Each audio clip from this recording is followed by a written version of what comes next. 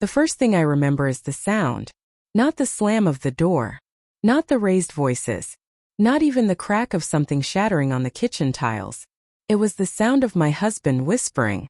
A soft, trembling whisper. Not meant for me. Drifting from the hallway at 2:14 a.m. Slicing straight through the quiet of our home like a razor dragged across skin. Don't worry, she won't find out. My breath caught mid-inhale, stuck in my throat like barbed wire. For a moment the world didn't move. Neither did I. His voice was low, softened in a way I had never heard him use with me. Gentle, pleading, almost tender. My hands tightened around the glass of water I had come downstairs for, my palm slickening with a sudden burn of sweat. Then he said her name. A name I didn't know. A name I would come to hate. And he said it with a quiet laugh. A sound he hadn't made for me in months. That was the moment everything inside me cracked. But it didn't break, not yet. No, betrayal never arrives all at once. It crawls quiet and slick, until it coils around your ribs and squeezes. I set the glass down, barely aware I had done it, listening to the rustle of papers. Papers that didn't belong in our hallway. Papers that should have been at his law office, in sealed evidence envelopes, locked under chain and code. Evidence. Even then, before anything made sense, some instinct whispered the truth before the facts came. Something was terribly, horribly wrong. Morning brought nothing but silence. The kind of silence that settles after a storm but before the debris is discovered. Michael sat at the kitchen table, coffee steaming between his fingers, wearing that practiced, courtroom-ready expression. Calm, collected, controlled. His wedding ring glinted with the cold morning light, and it felt like an insult. "Rough night?" he asked without looking at me. "Yes." My voice scraped out like sandpaper. "You." He shrugged, eyes fixed on the paper. "Work. You know how it is."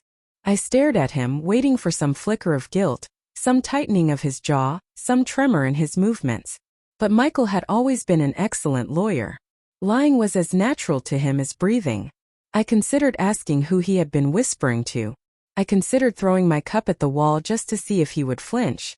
But instead I swallowed the questions and felt them settle like stones in my gut. "Long week ahead?" I tried. He nodded, still not meeting my eyes. "A tough case. High stakes." "High stakes," I repeated softly, letting the words linger in the air like smoke. He didn't notice. Or maybe he did and didn't care. By afternoon, the whisper had become a scream in my mind. So I drove to his office, a choice equal parts desperation and denial. Maybe I wanted to catch him. Maybe I wanted to prove myself wrong. The firm's lobby smelled of polished wood and expensive cologne. A receptionist smiled at me with professional warmth. "Mrs. Hale," she said brightly. "Are you here to see Michael?" "Yes." I forced a smile, aware of how my hands were trembling. "Is he in?" Her expression faltered for a split second, barely noticeable, but I'd spent 10 years reading jurors' faces beside my husband. I knew hesitation when I saw it. "He stepped out for a meeting," she said. Too quickly. "A meeting," I echoed. "Yes. At noon." "It's 3:30. Again the split-second lapse in her expression. "Long meeting." She swallowed. "Yes. Very." A lie. Everyone was lying. I thanked her and turned to leave, but something stopped me. Movement. A shadow. Someone slipping past the glass corridor at the far end of the lobby. The intern. Michael's newest intern, Evan. I remembered him from a firm event. Sharp eyes, quiet, observant, polite in that careful way young lawyers are when they aren't sure where the landmines are buried. He saw me, hesitated, then approached with a careful sort of dread. "Mrs. Hale," he said softly. Something in his voice made my heart trip. Like he knew something. Like everyone did. "Evan," I managed. "Is my husband inside?" He looked at the carpet, then at me, then back at the carpet. "He's not available right now." That's not an answer. He swallowed hard. His throat bobbed visibly. "I can't. I'm not supposed to." My pulse hammered. "Tell me." "I really shouldn't." "Tell me," I repeated, voice sharp enough to cut glass. His eyes flickered with conflict so raw it almost made me step back. "He told everyone he was in court," Evan said. "But he's not. He hasn't been for weeks. Weeks. Weeks." The word slammed into me like a physical blow. I felt something inside me shift, like a door unlocking on a room I didn't want to enter. What case? I whispered. What has he been working on? Evan hesitated again, then exhaled, the sound ragged. He's been working with a woman named Camila on a criminal defense case. The name hit me like a second betrayal. Camila. The name I heard him whisper at 2:14 a.m. My stomach lurched. Who is she? She's more than a client. His eyes said the rest. I felt the floor tilt, but my body remained horrifyingly steady, almost calm in the way numbness can masquerade as strength. And the evidence? I whispered. He took it home. Evan froze. He didn't need to answer. His silence was confession. My husband wasn't just cheating. He was destroying evidence for the woman he cheated with. The way Evan's jaw clenched told me he had known for a long time. Maybe the entire firm did. Maybe I was the last person to see the world the way it had been rather than the way everyone else already knew it was. Mrs. Hale, he said quietly, voice shaking now. You didn't hear that from me. Please. I can't, I could lose my. It's okay. I cut in, stepping back. You've helped more than you know. No, he replied under his breath, with an urgency that startled me. You have no idea what you've just stepped into. When I got home that night, Michael was already there. Loosened tie, wine glass half full, jaw set tight. He looked up when I walked in. You're late, he muttered. So are you, I shot back. His eyes narrowed. What's that supposed to mean? The last thread of restraint inside me snapped. Who is Camila? The question detonated between us. Michael's face drained of color. His hand tightened around the wine glass. What did you say? Don't play dumb. My voice rose despite myself. Who is she? He stared at me, calculating, dissecting, scrambling behind his eyes for the best lie. I don't know what you think you know. Oh, I know enough. I cut in, stepping closer. I know you weren't in court. I know you lied for weeks. I know you've been whispering to a woman at 2 a.m. I know you stole evidence for her. His jaw clenched. His fingers trembled around the stem of the glass. And there finally was guilt. Or fear. Where did you hear that? He demanded. I laughed, a bitter, broken sound. Your intern is a terrible liar. Michael's entire body tensed. Something dark flashed through his eyes. Panic, anger, calculation. You talked to Evan, he said, voice low and dangerous. I talked to the only honest person in your damn office. He slammed the glass down so hard wine splashed over the counter. You have no idea what you're getting yourself into, he snapped. That's the second time someone's told me that today, I replied coldly. Maybe you should all stop underestimating me. Michael opened his mouth, but whatever excuse, whatever lie, whatever manipulation he planned to use evaporated as the front door suddenly burst open without warning. Evan stood there, chest heaving, eyes wild with fear. Mrs. Hale, he panted. You need to come with me. Now. Both of you, you're not safe here. Michael turned on him. What the hell do you think you're? Sir, Evan said, voice cracking. The evidence isn't just missing. The prosecution knows. They're coming after everyone connected to it. And the woman. He turned to me. The woman Michael stole it for, Camila. She's planning to pin everything on you. The room spun. Michael lunged forward. Why would you tell her that? Because she deserves the truth. Evan shouted back. Silence fell, suffocating, thick, electric. I stared at my husband, the man I loved, trusted, defended. As the truth settled over me like a shroud. He hadn't just betrayed me. He had set me up. My voice barely rose above a whisper. A whisper that felt like a blade. Michael, what did you do? His mouth opened, but no excuse came this time. Because there wasn't one. Because for the first time since I'd met him, he had nothing left to hide behind. And the truth, the real truth, was finally bleeding through the cracks. For a moment no one moved. Evan stood at the doorway, chest heaving, sweat lining his forehead. Michael stood still as stone, his face contorting into something I had never seen. Fear mixed with fury. And I felt like the walls were closing in, pressing against my lungs until every breath scraped. Tell me, I said again, stepping toward my husband. What did you do? Michael's jaw clenched so tightly a vein pulsed along his temple. He didn't answer. Not a word. Not even a denial. That told me more than any confession ever could. Evan swallowed hard.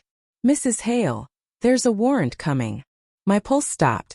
For who? You, Evan said quietly. For you. A numbness washed over me. A hollow creeping numbness that spread through my chest, down my arms into my fingertips. No, I whispered. No. I didn't take anything. You didn't, Evan said quickly. But someone filed an anonymous tip saying you accessed restricted evidence. And your fingerprints were found on the envelopes. My stomach flipped. My what? Michael exhaled sharply and rubbed a hand over his face. A gesture of stress. Or guilt. Maybe both. You were asleep, he murmured. You never knew. The world went still. I felt something rip inside me. Quietly, brutally, like fabric torn by unseen hands. You used me, I whispered. You put my hands on the envelopes while I was sleeping? Evan turned away, unable to meet my eyes. Michael didn't move at all. It was answer enough.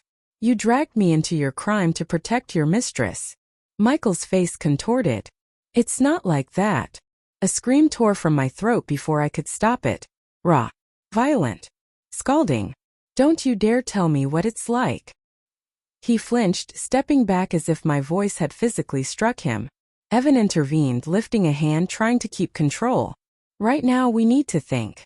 They'll use the evidence to build a conspiracy charge. If we move fast. But a siren began wailing in the distance. 3 sirens. Getting closer. Michael's eyes widened. No, they're early. You knew. I snapped. He didn't answer. Which meant yes. Of course he knew. He was planning to let them arrest me. Let me rot to save himself. Or her. Probably both. Evan grabbed my wrist. We need to go. Now. But I didn't move. Not when Michael lunged for his briefcase. Not when Evan stepped between us. Not when the sirens screamed so loud it felt like they were inside the house. I looked at the man I married. The man I kissed. The man who swore to protect me. And I realized with hollow clarity. He was willing to sacrifice me like I meant nothing. 15 minutes later I sat in Evan's old sedan, heart pounding as he drove, weaving through back streets toward the only safe place left. His aunt's cabin on the outskirts of town. I stared at the passing trees, feeling as though I were watching someone else's life through a cracked window. Rain streaked the glass. The sky muted itself into gray. How long have you known? I asked quietly. Evan tightened his grip on the wheel. A few weeks. Why didn't you say anything? I didn't know how, he admitted. You're his wife. I was terrified I'd destroy everything for you. You didn't, I said. He did. Evan swallowed hard, his throat bobbing. I'm sorry. I didn't reply. I couldn't. My heart was still bleeding, the betrayal thick and hot and choking. The cabin was small, isolated, swallowed by pine trees and the hum of night insects. Evan locked the doors, checked the windows, then handed me a blanket. You can rest here, he said gently. I'll stay awake. I'll make sure nothing happens. Nothing could soothe me, but his presence steadied something inside me. The first human kindness I'd received in months. Hours passed. I didn't sleep. Neither did Evan. Finally, at dawn, he cleared his throat. There's a way to fix this. I turned to him slowly, exhausted. How? By going to court, he said. By exposing everything. My husband is the one with power, connections, influence. So we take it from him. I blinked. We. I whispered. Evan nodded. He used the law to hurt you. But the same system can destroy him if we show the truth. We go to the judge directly. Present the chain of custody logs, the timestamps, the video feeds. Everything he tampered with. And. He hesitated. And what? I asked. Evan's voice cracked. And Camila recorded him. I found the files. For a moment I couldn't breathe. She was planning to betray him, he continued. Once he destroyed the evidence for her, she was going to make him the fall guy. She kept everything, the phone calls, the late-night meetings, the recordings of him stealing envelopes from the firm. And she tried to frame me instead. I whispered. She thought you'd panic and run. That you'd look guilty. I blinked back, the burning behind my eyes. I could kiss you right now. Evan blushed so hard it was almost painful to watch. Please don't. Not until the charges are gone. Despite myself, I laughed. A broken laugh, but a real one. A turning point. A breath in a drowning storm.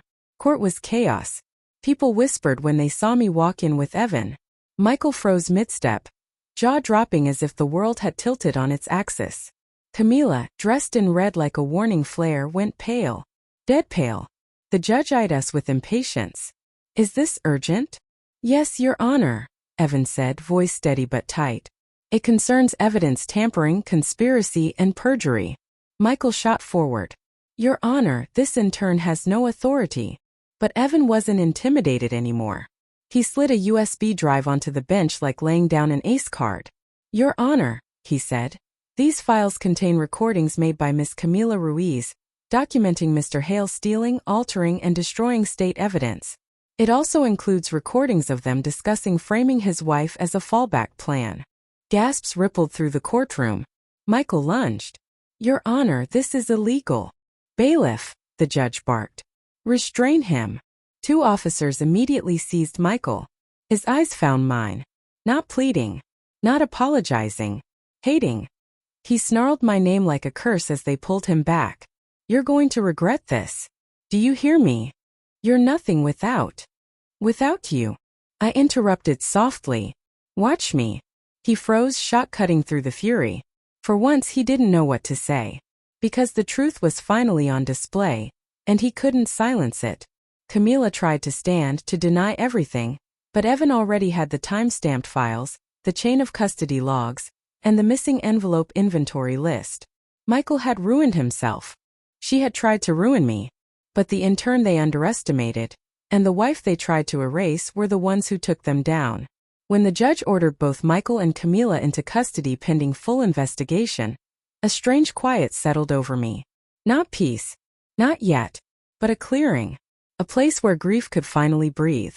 Evan guided me outside as reporters swarmed. He kept a hand on my back, steady and gentle. You okay? He asked softly. I wiped a tear I didn't realize had fallen. Maybe for the first time in a long while. He nodded, shoulders relaxing for the first time since the night he burst into my house. I'm glad, he whispered. I looked at him, really looked, and a warmth bloomed in my chest. Not love. Not yet. But trust. Hope. Safety. All the things I had forgotten I deserved. Evan, I said quietly, why did you help me? He hesitated. Then, voice barely audible, he answered. Because you were the only one who treated me like a person. Not an errand boy. Not a threat. Not someone to step on. I swallowed hard. You saved my life. I just told the truth, he murmured. The truth. The one thing my husband had buried so deeply it nearly destroyed me. I took a breath. A full one. A real one. The kind that didn't burn. Let's go, I said, feeling my heart steady. Let's start over. He didn't ask what that meant. Just nodded. And as we walked away from the courthouse, I felt the ground solidify beneath me. No longer cracking, no longer shifting. For the first time, I wasn't walking toward destruction. I was walking out of it. And I was finally free.